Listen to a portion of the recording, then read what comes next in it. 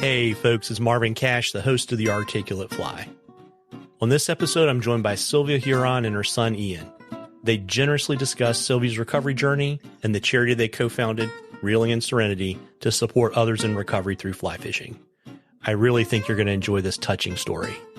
But before we get to the interview, just a couple of housekeeping items. If you like the podcast, please tell a friend and please subscribe and leave us a rating or review in the podcatcher of your choice. It really helps us out. And we've received several listener questions asking about the best way to support the show. One way is to become a member of our community on Patreon and make a single or a recurring donation. Our community has some great benefits like discounts on tying materials, guide trips, and more. Check out the link in the show notes for more details. And we recently released an interview-only show, The Long Haul with the Articulate Fly. So if you prefer to listen to the Articulate Fly without the fishing reports, just search The Long Haul in your favorite podcatcher. Now, on to the interview. Well, Sylvia and Ian, welcome to the Articulate Fly. Thank you, Marvin. Happy to be here. Yeah, I'm really looking forward to our conversation, and I really I enjoyed getting to know you guys on the pre-interview call, and I really appreciate you kind of, sharing your recovery journey, and then we're going to talk about all the great work that you're doing with Reeling in Serenity. And I guess, really, the place to start, Sylvia, is with you, and you're in recovery. And I was wondering if you could kind of share a little bit of your path to addiction. Sure. Thanks, Marvin. So my path to addiction. So I was always a drinker from a young age, in my teens, and sort of an isolated drinker, drank on my own a lot.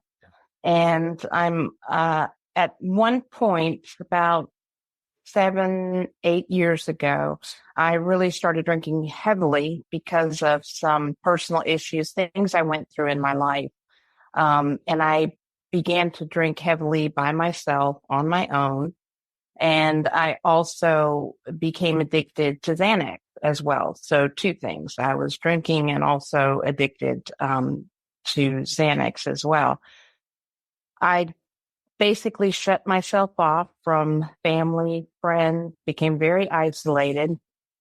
And it started to become a real issue when I really isolated. I isolated myself from Ian, which he's the most important thing in my life. And we've always had a wonderful relationship. But at that point, it was affecting my job, all my relationships. I was a functioning alcoholic and addict, I will say, which a lot of people are. But for me, I was able to function, but it did start to interfere with my work as well.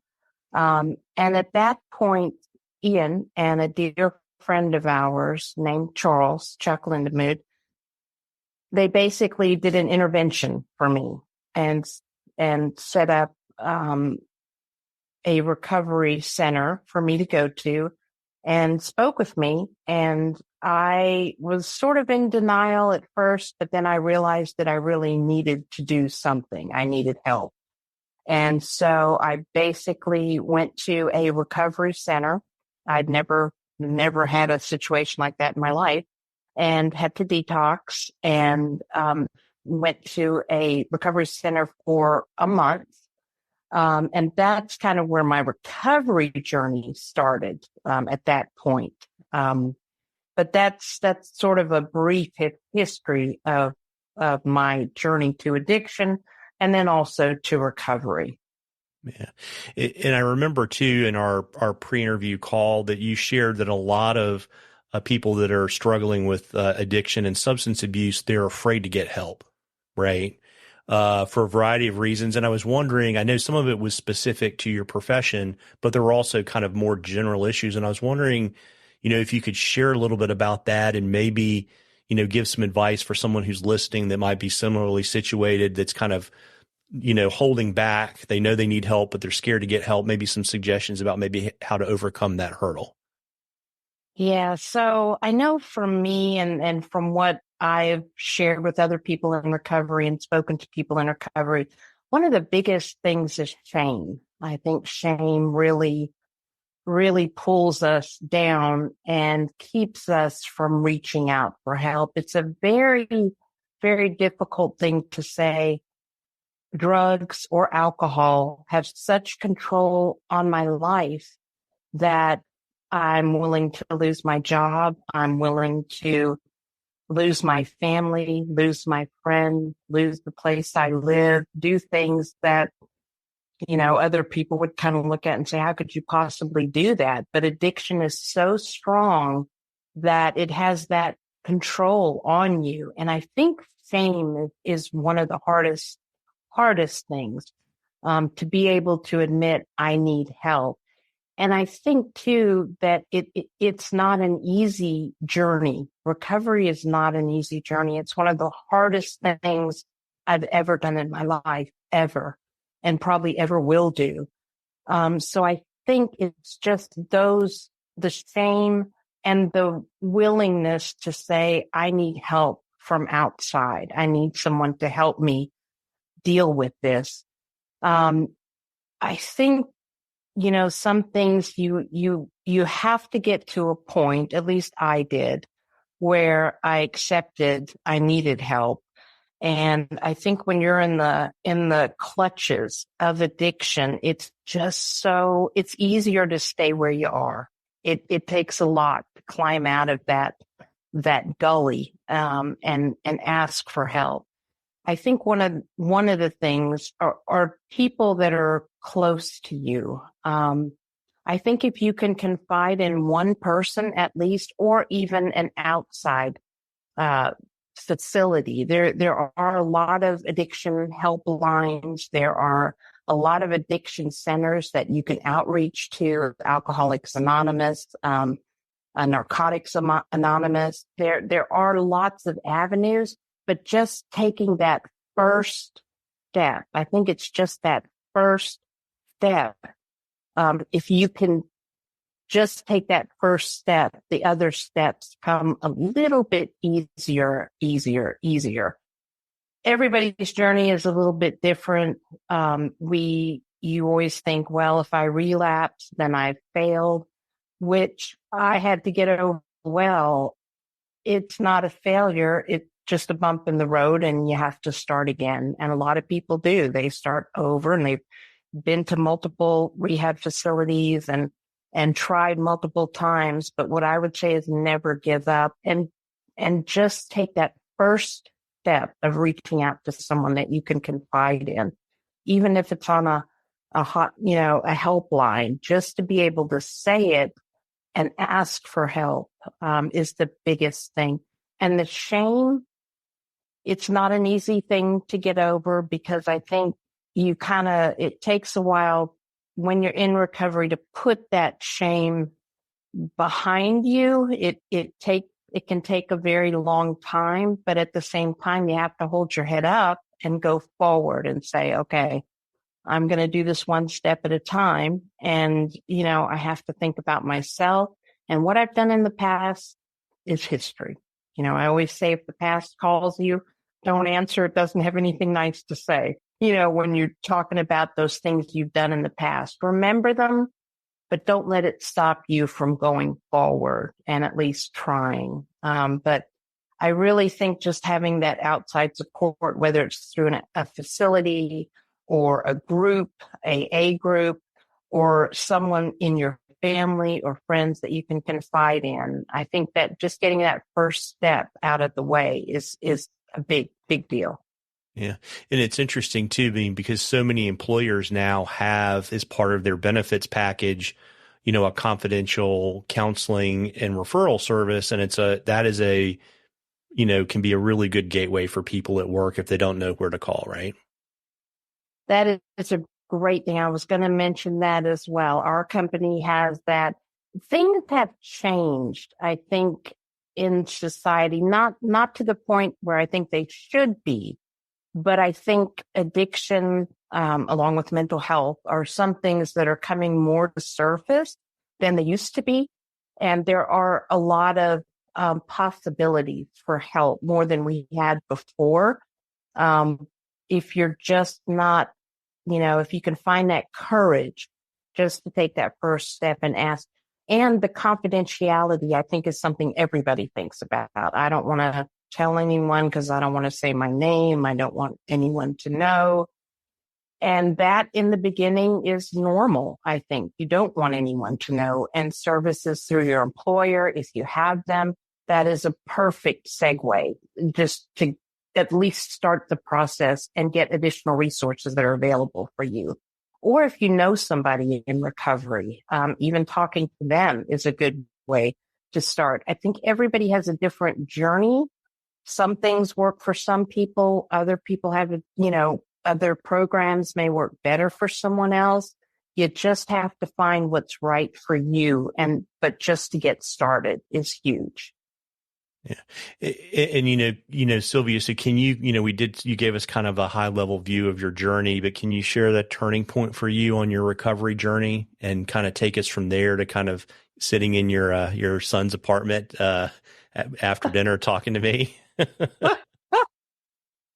So, when I went into rehab, it was a whole new, obviously, experience for me. I am a nurse, and nurses are probably the worst for finding care for themselves. But I was in a severe state of denial, and I think that's common for most of us in recovery. And I was in the rehab center for a month and graduated, went through all the counseling.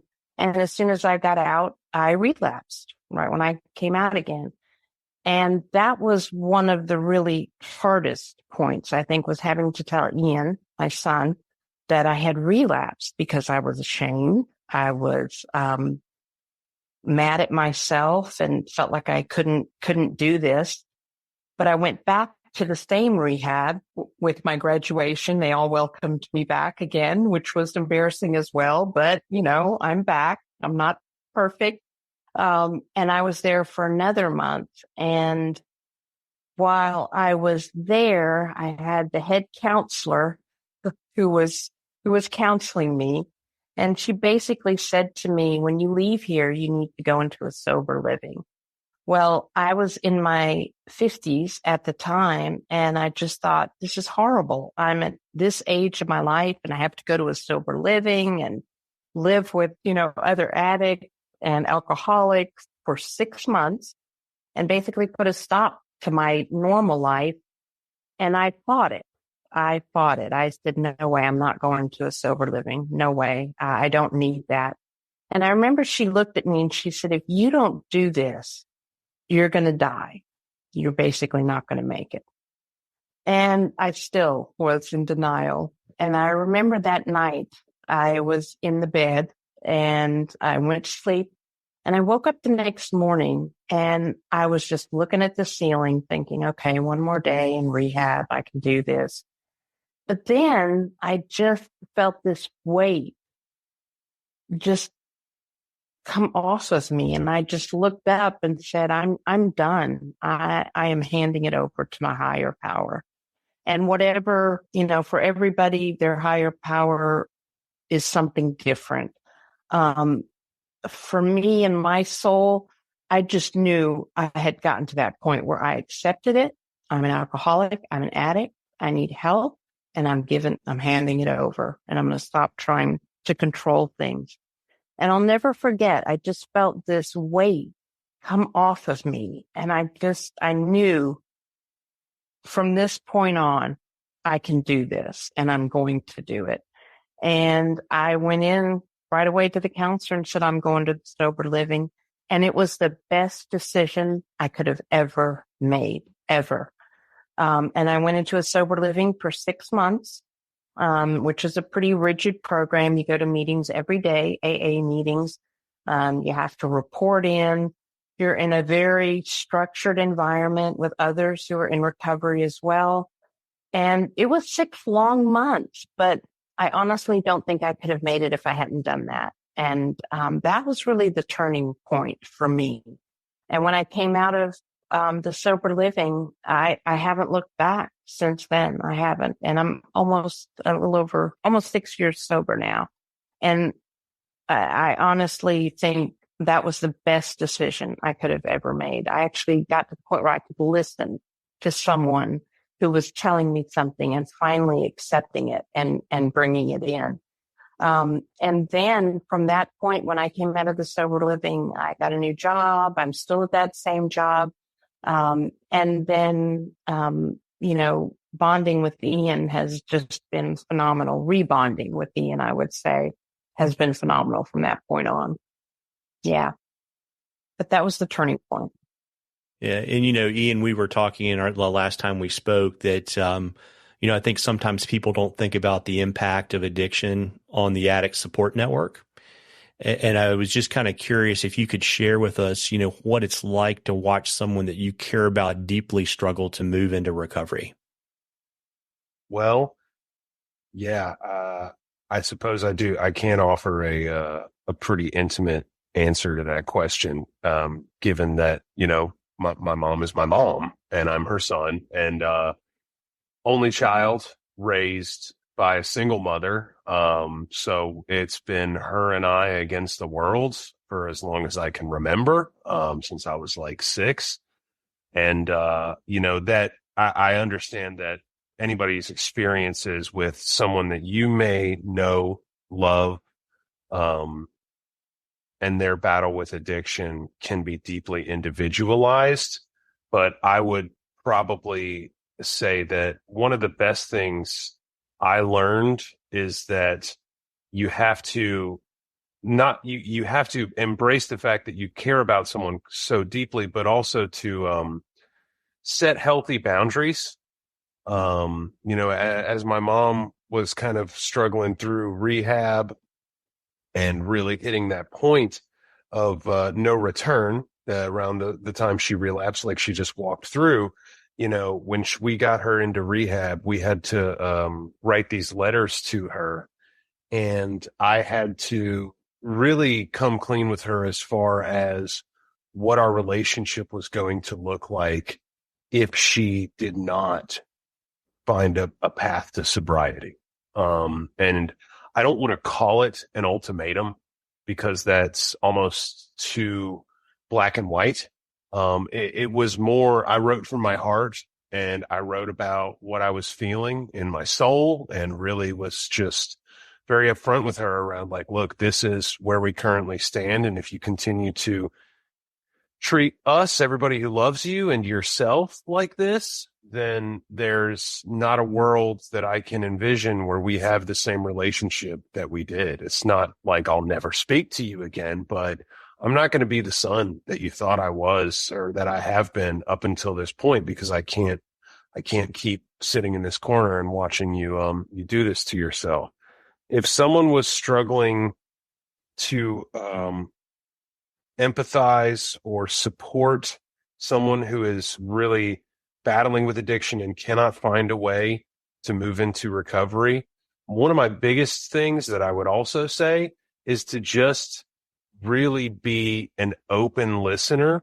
Like, mom would talk to me about what she was going through, and I would like to, call out that we do have a phenomenal relationship. And I think it was one of the best things for her that she was able to, especially as she really moved through rehab, talk to me without judgment, be honest with me about how she was feeling, what she was going through, and, tell me from her heart. There had been a lot of lies and a lot of, covering ups beforehand, but she was able to really share with me. And I think I finally got her to understand that, like, no matter what she told me, I was still going to listen. And I would say that that's a huge thing to practice with someone whom you may have in your life, whether it be a friend or a brother or a parent, just to have them understand that they can say things to you and it's not going to blow up whatever relationship you have. Just tell me the truth, and I'm going to still be sitting across from you after you're done telling me that. I think that's a huge one. I would agree 100%. And just to kind of piggyback on what Ian said about it was an impact letter is what they call it at rehab. And I still read Ian's letter every year, every anniversary of my sobriety. I go back and read the letters that I got from my brother, Curtis, from Ian, and our dear friend Chuck, who was part of my intervention. And I think that's important. But I will say, when I read that letter, it was devastating, but also it really brought me forward as well. Like I was able to come back to how important these people are in my life. And I can't lose them. Like nothing should get in the way of those people that I love the dearest. And yeah, that was a big deal. Ian's letter to me. And I still have it. I read it every anniversary. Yeah, I think, not just for addiction, but I think that ability to create the safe space for people that you want to, really what you're doing is living in community with them, whatever the issue is, right? And I think that's a very, very, very powerful thing. Yeah, that safe space of knowing that, because you do horrible things when you're in addiction, in the throes of addiction. You steal, you lie, you damage. I kind of liken it to when you watch water going down a drain. It's like, that circle that just goes down the drain, and you suck everybody down with you. You'll take everything with you. You'll take jobs. You'll take friendships. You just take everyone with you down the drain, and, you have to stop it somewhere. And when someone can say, look, you're not taking me down, but I'm here for you. I'm here for you. You can tell me anything. I'm not going to judge, but I'm here for you. And that safe space is very important, extremely important. There's something I wanted to just call out too, because you had asked what it was like for me, and it's something Mom said when she kind of hit that point, or you had asked if she had suggestions for someone who was actively struggling. And you basically called out, Mom, that there was a point, that first step of saying, I need help, admitting that to yourself first and foremost, and then to those around you. I had to have that moment as well. I mean, Mom spoke at the top of the interview about how, at the even in the later stages of her addiction, she was somewhat in denial. I'll freely admit that I was too. Like, as someone who was watching it from afar, it took a long time for me to have a moment where I was like, this is a problem. For the longest time, the fact was that Mom was functioning. She basically could continue to go about her life despite the fact that she was still engaging in all these addictions. And it took a long time for me to say, I need help, in the sense of like, I need help from outside her and I, an institution, a family friend, a mantra, a belief, a fundamentalist like system, whatever it might have been. I had to have that moment of, okay, we're going to have to go outside a locked room with her and I trying to hash this out and bring something else in that is going to instigate change, because it's not just going to, I can't do this myself, and I have to recognize this as an issue as well. And I remember it was surreal having that moment as well. Like, it threw me for a loop, because it's almost like I came to grips with it just as hard as she did. So yeah, sorry. I wrote that down as you were talking about it, Ma, so I wanted to mention it. No, not at all. But I was going to kind of follow up, because I wanted to kind of dig a little bit deeper, because I think, being a caregiver or a support giver is a very, very demanding role. It's demanding on your time. It's demanding on your emotional energy. And I was kind of curious about, Ian, what did you do for you to be able to have the stamina to be as supportive as you wanted to be? And, what are your thoughts for other people, whether it's addiction or taking care of an elderly parent or whatever it is, about how to, help, but without, inadvertently destroying yourself? Wow. That's a really good question. Yeah, and it's fair. I may be speak there. You bring up a good point as far as like, say you're looking at it through the lens of like someone who has to take care of an elderly parent, and perhaps there are not a lot of resources that they can call upon to help ease that burden.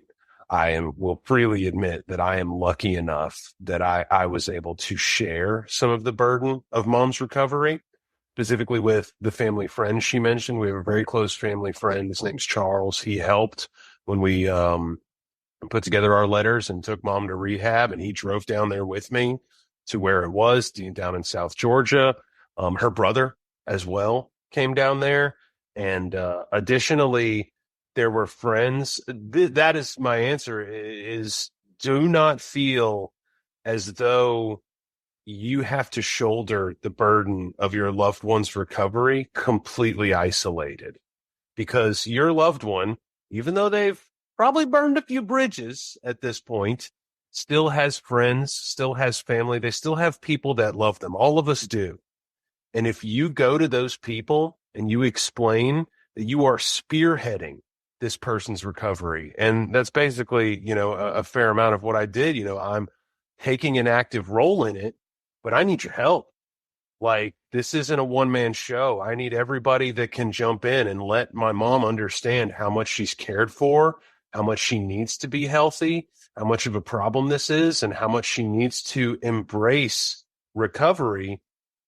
I need everybody to step up. And so many people came out of the woodwork to do so. And I would sing their praises for the next 50 years, because it's an integral piece of how I was able to maintain it, like you said, while keeping myself sane. Yeah, that's huge. Calling upon the resources that you can. And I would say, if you cannot, because there are going to be those people, they might be listening to this and they're like, you know what? I got nobody. It's just me. I got to be my 80-year-old dad's house every day, and I got nothing else I can do but be there every day. I would encourage you to think practically with your time and understand that there are ways for you to do things for your person, how you're taking care of them, that also benefit you. I mean, I remember, God, this is getting deep in the cut here. But I remember I made mom read a book that I was like obsessed with. I was reading it for like the third time, and mom was having trouble really focusing on a lot at this point, because she was deep in the throes of it. And I remember I laid in bed with her and read it to her, like page by page, and loved that book. I enjoyed being able to reread that book. And also, I think it helped mom immensely. So like, you got to find a way to, make it somewhat substantive for yourself as well. But honestly, we wouldn't be where we are if the people that love mom hadn't stepped up and cowboyed up like they did. Big, big love to everybody. Yeah. And I would also say too, if you don't, have someone, or you feel like your network's not, deep enough, there's support groups for, whether you're taking care of elderly parents, or you're, you are the child of someone who's addicted. I mean, there are places that you can go to, sit somewhere with other people that are struggling with the exact same things you're struggling with, so that you don't feel like you're the only person in the world doing this, right? Huge call out. Yes. Encourage professional help 100%, because they are out there. That's a great point. Yeah, Al-Anon is one. Al-Anon is another good support system for those impacted, by family or friends in recovery. That's a good resource as well. And I have one last question before we really start talking about the fun stuff, talking about fly fishing, right? So, I wanted, we've kind of talked about each of your paths, and I was just kind of curious if each of you, Sylvia, why don't you go first and you just kind of share, what you think are some of the best ways for someone to support someone on their recovery journey, and then, Ian, you can pick it up, and then I promise you we'll start talking about fly fishing. I think what Ian said is just hits it to the heart. And he said a couple of things that I haven't heard him say. which really are it's emotional. I think, again, so it's very difficult.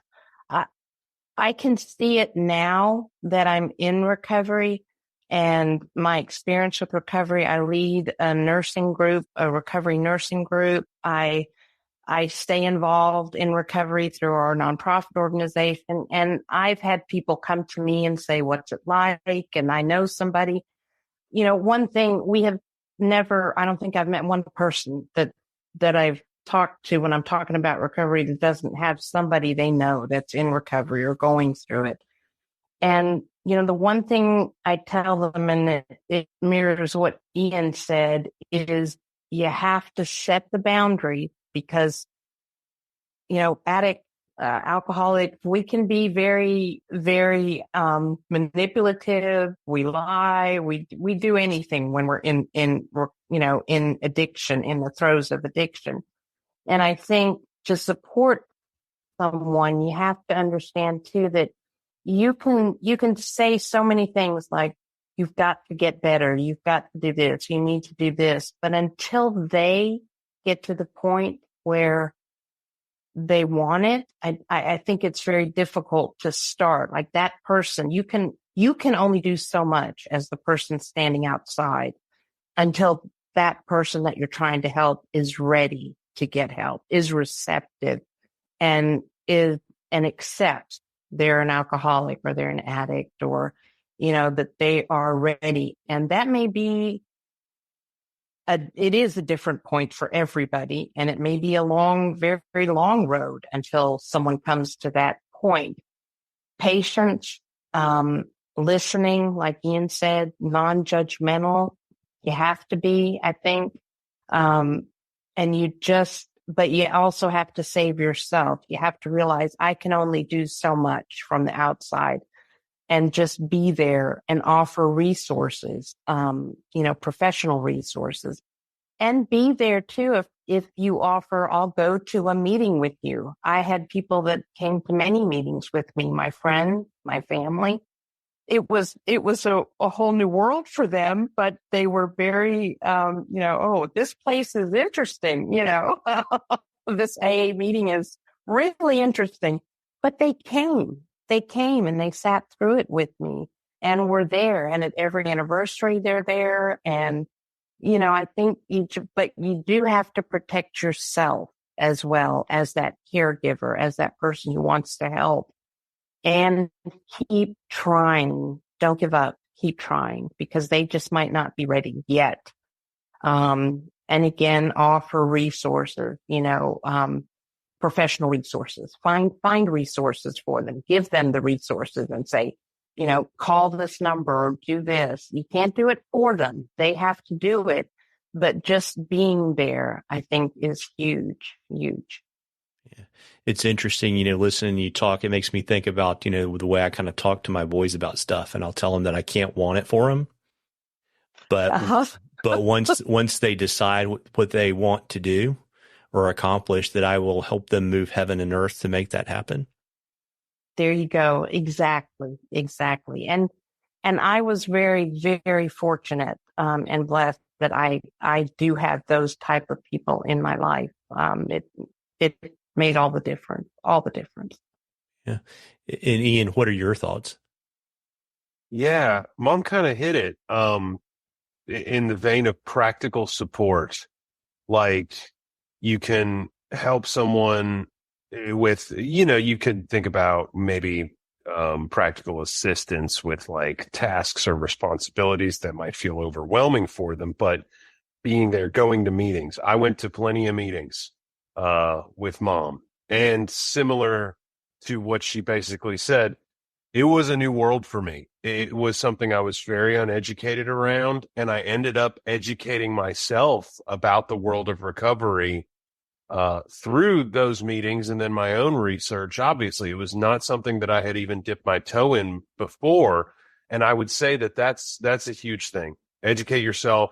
Even if you're not in recovery, your loved one is. So understanding the systems and the support groups that exist around it and the tenets of those systems and support groups is huge because it will allow you to understand what they're going through and also speak to it intelligently, and to do things to recognize. Like, we went to a meeting and a guy was there that was like 7 days sober, and everybody was like, congratulations, it's huge, amazing, and they were clapping for him and stuff.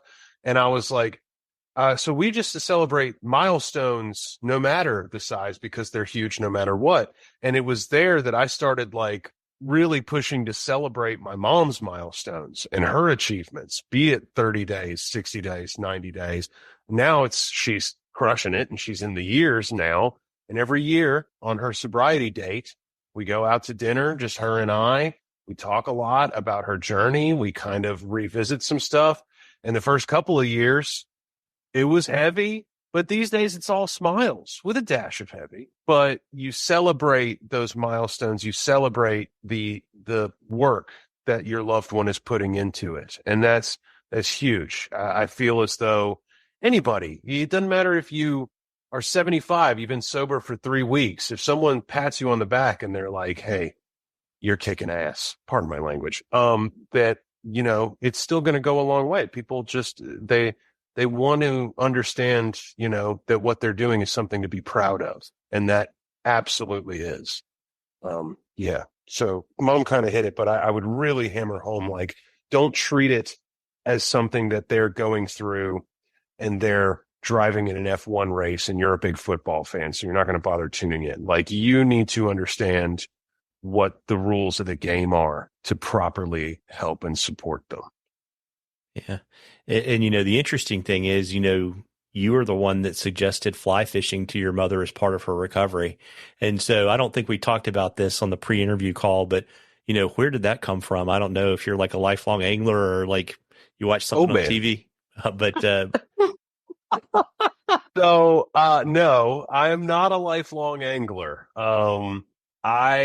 I will be completely honest with you. So Mom, she dragged me fishing a lot when I was a kid, and I was not a fan. I didn't like fishing like at all as a kid because I never caught anything. And, I didn't like baiting the hook. I didn't like any of that. But I knew Mom was. I knew Mom had been fishing since she could hold a pole in her hand, and she was, just a natural born angler. And, the whole reason that I suggested fly fishing to her is because I heard it was difficult. Like, I had heard that it was tough, and I was like, this will take up plenty of time.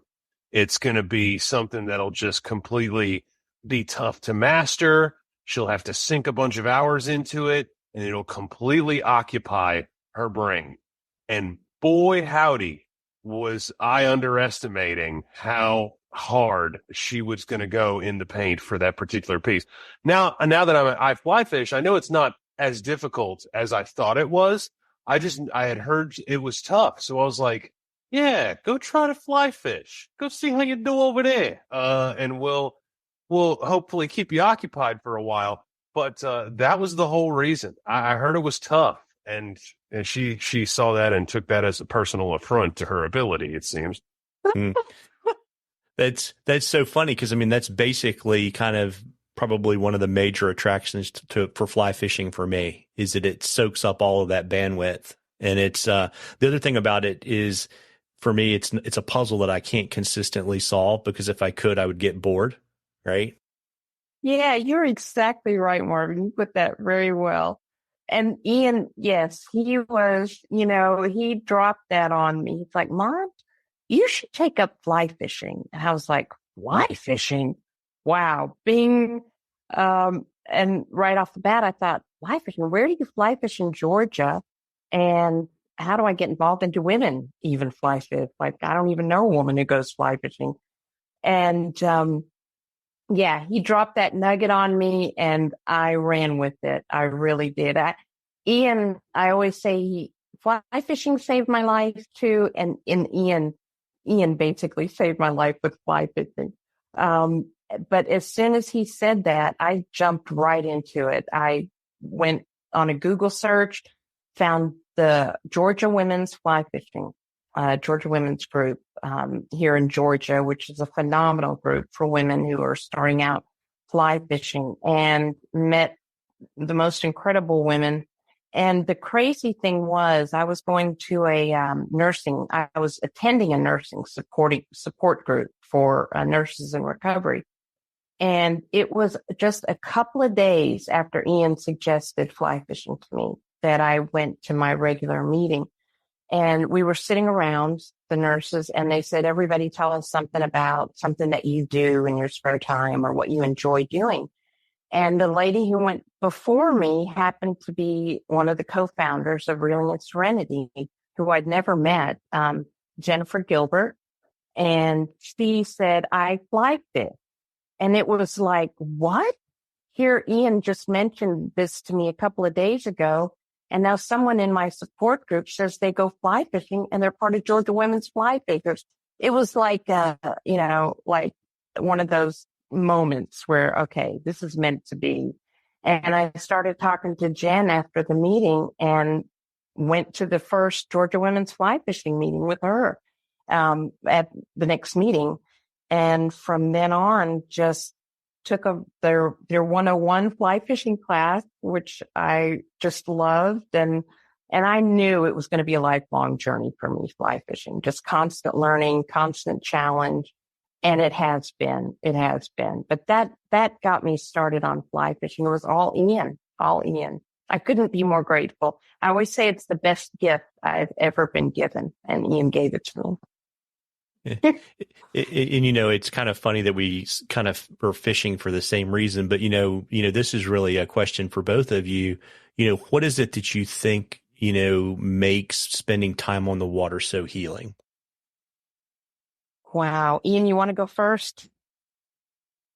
Yeah. God, there's tons of reasons, right? I mean, I think it's getting more and more attention these days as like a beneficial therapeutic activity. But we've kind of touched on some of the reasons. I think you really said it best, Marvin. It's a puzzle that you almost can't solve. And if you were, you'd get bored with it. There's easy to learn, difficult to master. It teaches so much, patience being the number one thing for me. I've grown so much more patience just from my time on the water. And for a long time, I've always practiced mindfulness meditation. I think that it is a form of mindfulness meditation in its own right. I also think one of the biggest things is it can be really enjoyed alone as a solitary activity and with a group. And the social network around fly fishing is so strong. I'm not sure what inherently draws such good people to the sport, but I don't think I've ever met another angler on the water that I haven't considered to be the salt of the earth. Additionally, it really just kind of it fills your hours on the water with such a lovely sense of achievement, even if you don't catch a fish for the day. The fact that you have mastered a new technique, or if you do catch your one fish, it really is such a boost and reinforces a lot of like the positive behaviors that are associated with recovery, right? Like, setting and achieving goals, boosting your own self-esteem. Really just, it's such a healthy distraction from negative thoughts and cravings, probably. I definitely, I cannot sing its praises enough. Sorry, I went off on an exponential tangent there. Mom, please save me. Ian, you said it perfectly. Yeah, I think, peace. And what Ian said about, I think you said it great, that you can do it by yourself and with a group. It doesn't matter. You still get so much out of it. For me, patience was the biggest thing, just teaching myself to be patient with myself and also forgiveness. I've learned a lot about forgiveness. That may sound weird, but forgiving myself if I mess something up, or I have days when I'm just in the trees the whole time, like just undoing knots and losing 25 flies. And okay, so that day was not the best day, but that's okay. I'm going to tackle it on my next trip. But I also learned something every time.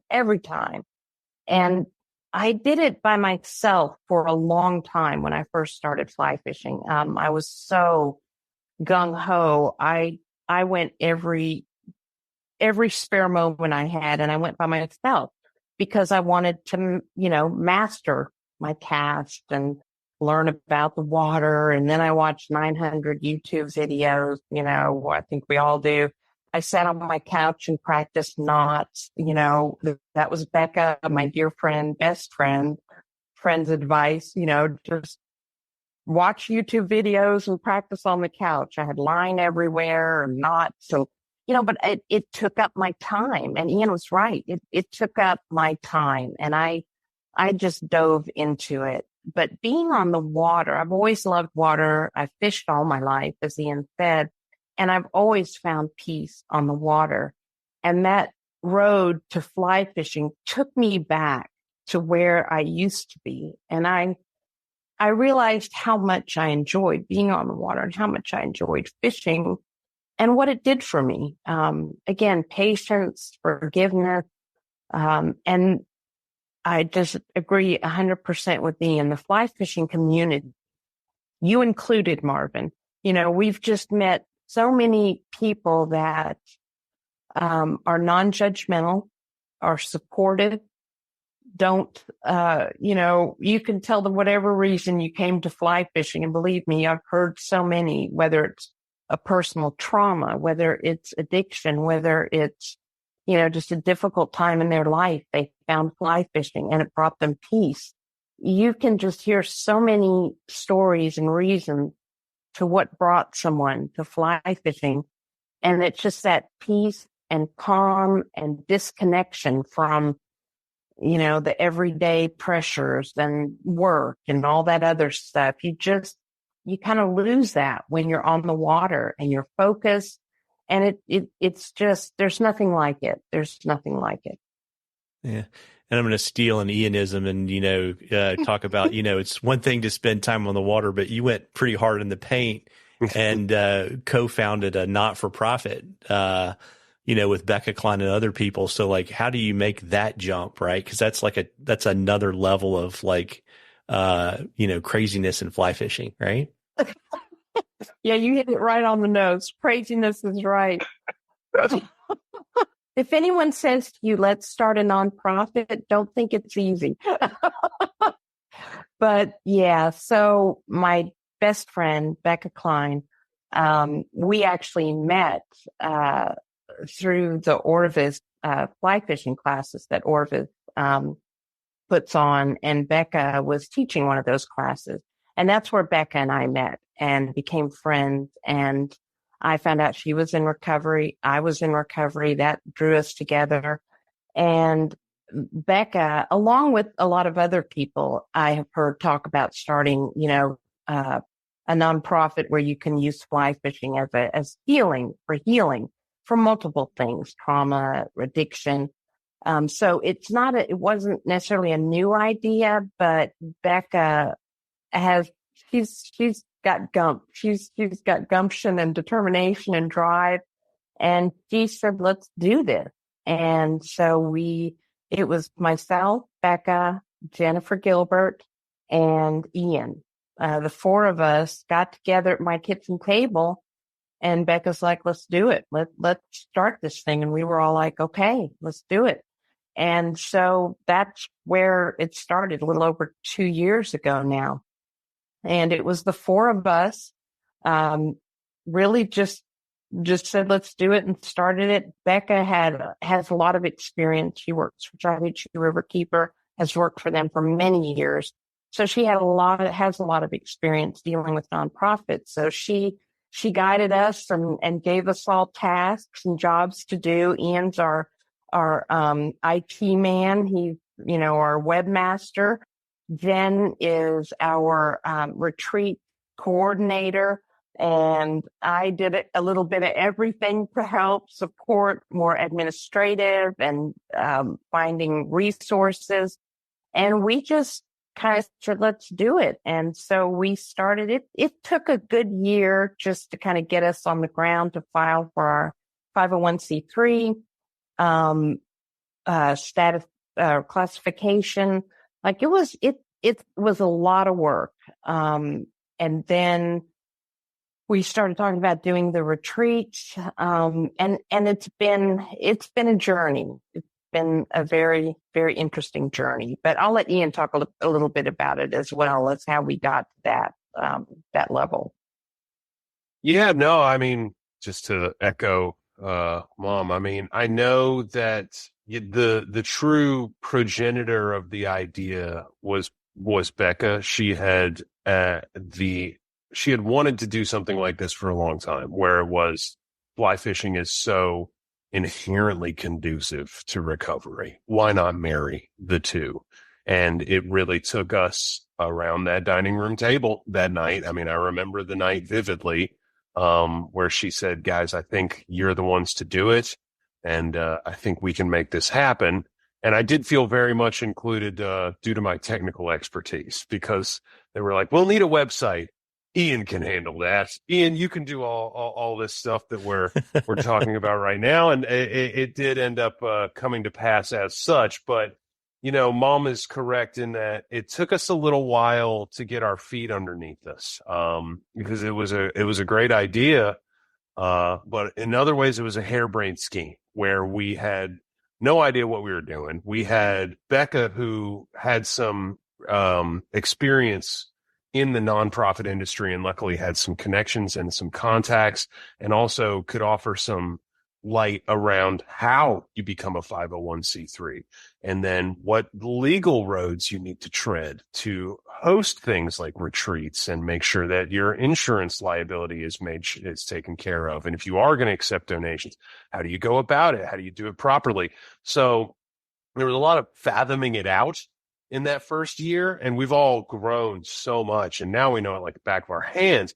But it really has been quite a journey to get where we are today, because these days, I mean, I won't say like we've completely gone gangbusters, but we have a following. We're putting on some amazing events, and it's honestly just a trip to go. And I just guided at a retreat the weekend before last, and I almost can't even believe it, how it affects some people that show up. And, a lot of times the meetings that we held, people are moved to tears because it's just so powerful. But yeah, no, sorry. I hope that answers the question. No, it's an interesting thing. I mean, I think in talking about the guiding thing, I think, it's an incredibly powerful thing to help other people. Right. Not because it's being good, but like, I don't know, like I know, Ian, for me, when I'm stressed out or really bothered, I generally try to stop thinking about myself and just go help somebody. Right. And it is a powerful thing to see, and I think, as human beings, the most generous thing we can give is our time. Right. So, to be there on the water with other people or whatever it is, I think it's an amazing thing. But yeah, it's interesting hearing you guys talk about starting it up, right? Because you have all this energy and you got to put all that energy into the flux capacitor. Yeah. Yeah. Right. and make it work. But, I know you guys do retreats, but talk a little bit about, how Reeling and Serenity supports people in recovery.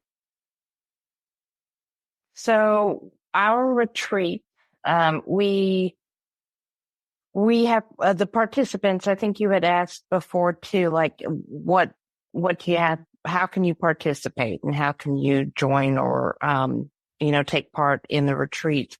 So our retreats are for people who are in active recovery from substance abuse, men and women.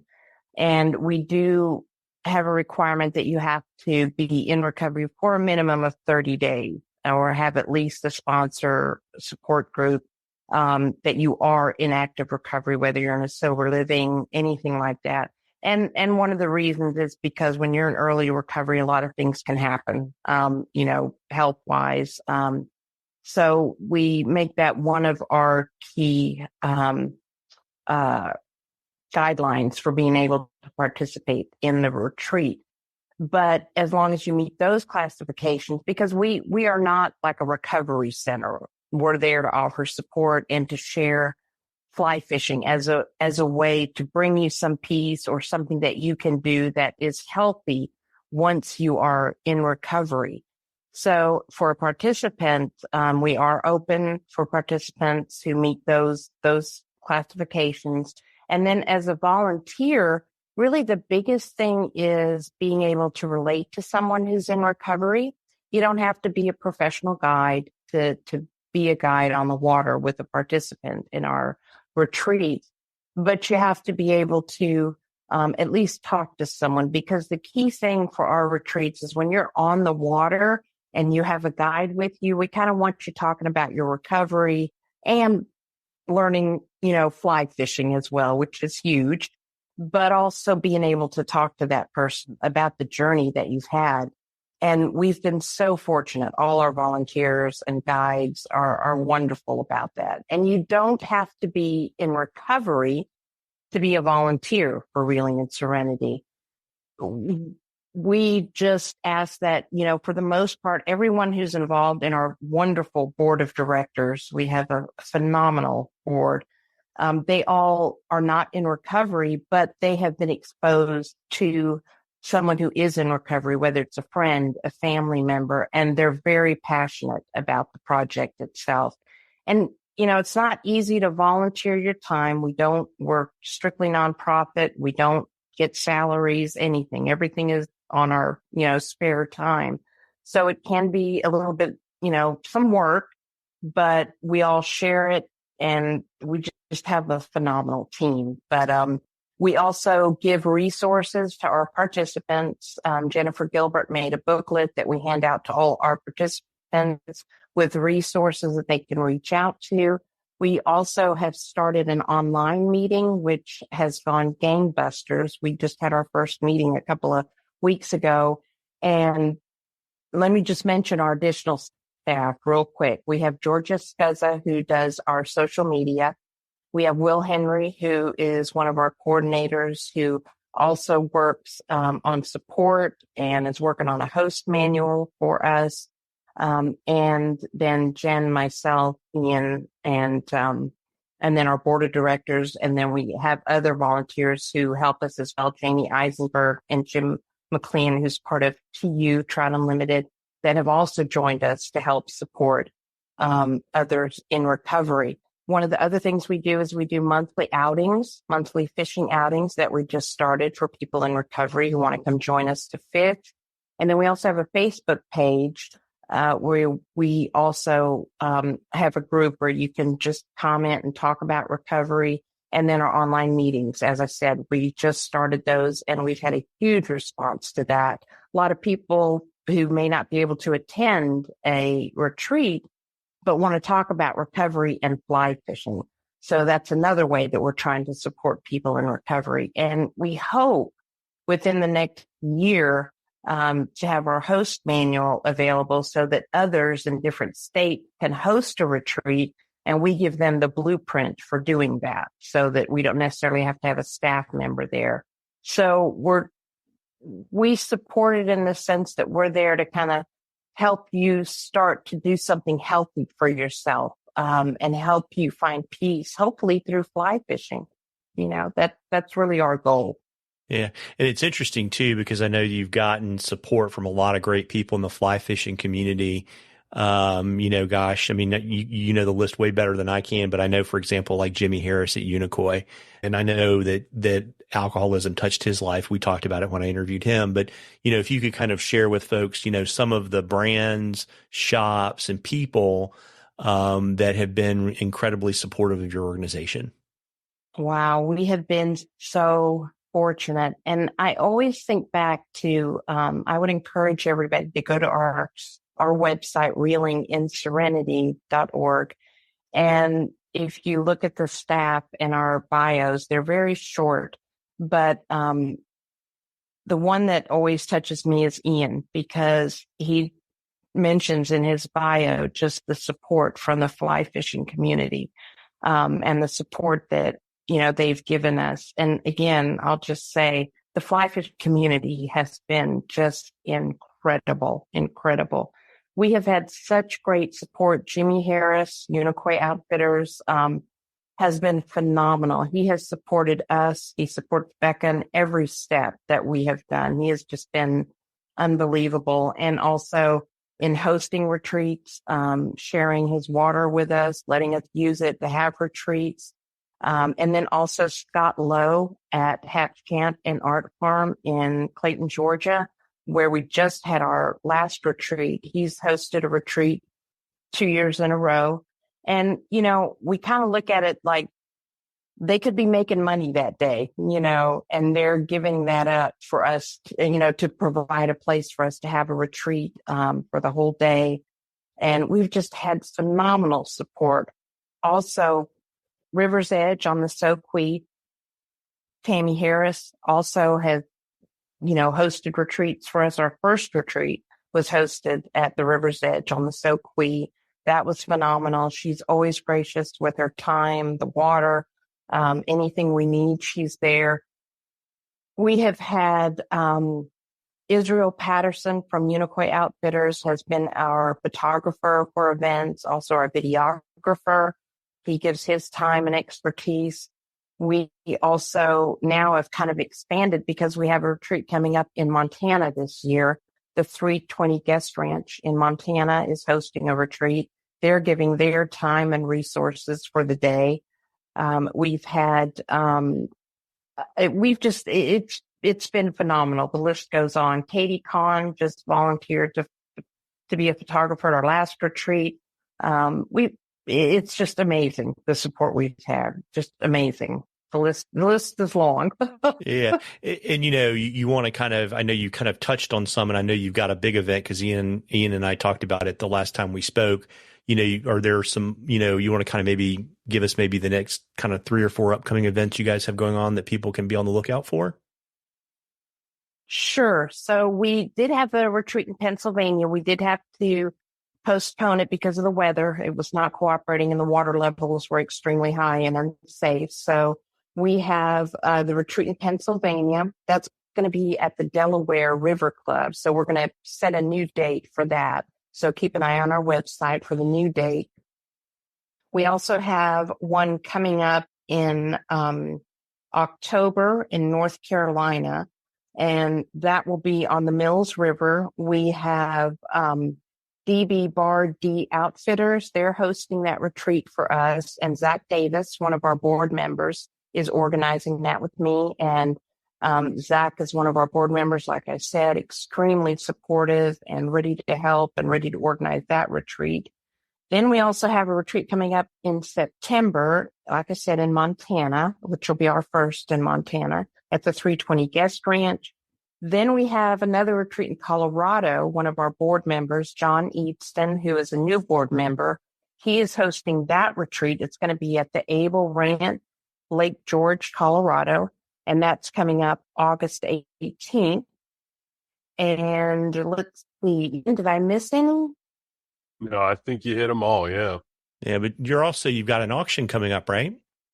Yeah. And I would call out that, obviously it's another big thing of the phenomenal people who stepped up to support us. Is last year we hosted our first silent auction, and we auctioned off some really amazing stuff from a lot of people that donated to help support the cause. I mean, we had fishing trips up there you could bid on, it was all over the place, from, I think, all the way in California, all the way here in Georgia. So the entirety of the contiguous United States covered, as far as fishing for sharks down in Florida, or fishing for tarpon, or fishing up in Oregon for trout. And then there was all sorts of stuff for like rod holders and paintings of fish and stuff like that. We had some really cool stuff, and we're doing it again this year. We've already got some really amazing stuff donated, some great trips, some great gear, reels, rods, the usual suspects, as well as some interesting stuff.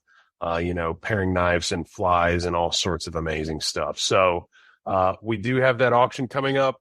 And I mean, I'll be honest, there were some killer deals that people got away with last year, like as far as what they walked away with versus what they bid. So we will obviously post it on the website. It'll be part of the newsletter. And when it goes live, I highly recommend dropping a few lowball bids to see if you can get away with murder on some of these trips. Yeah. So two follow-up questions there. Obviously, I'm sure you're collecting things for this upcoming auction. So one, how should people reach out if they have something that they want to donate? And two, as my grandmother used to always say, she would give me a check for my birthday, and she'd say always the right size and always the right color. If people don't have something that they can donate, but they want to give you some money or their time, how should they get in touch? Great question. You can do it all through our website or obviously any of the social media channels. If you want to reach out to us via Instagram, Facebook, LinkedIn, even, we're on everything.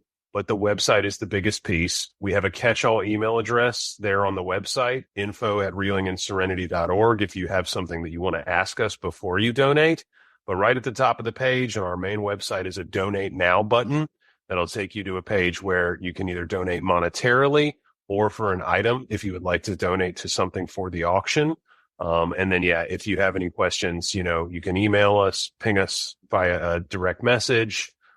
We are open and we get all sorts of inquiries from all shades, and all four of us, the main staff members, myself, my mom, Jennifer, and William and Georgia as well. Actually, we man the pages. So we're all the ones responding to you at any given time. Everybody sees them come in. Got it. Well, listen, Sylvia and Ian, I really appreciate you, spending some time with me this evening, and particularly sharing a really personal story. It's really special. I appreciate you letting me share that experience with you. And, hopefully I'll get to spend some time on the water with you guys soon. Take care. Gosh, sure hope so. Thank you, Marvin. Appreciate it. Well, folks, I hope you enjoyed that as much as we enjoyed bringing it to you. Again, if you like the podcast, please tell a friend, and please subscribe and leave us a rating review in the podcatcher of your choice, and check out our community on Patreon. Tight lines, everybody.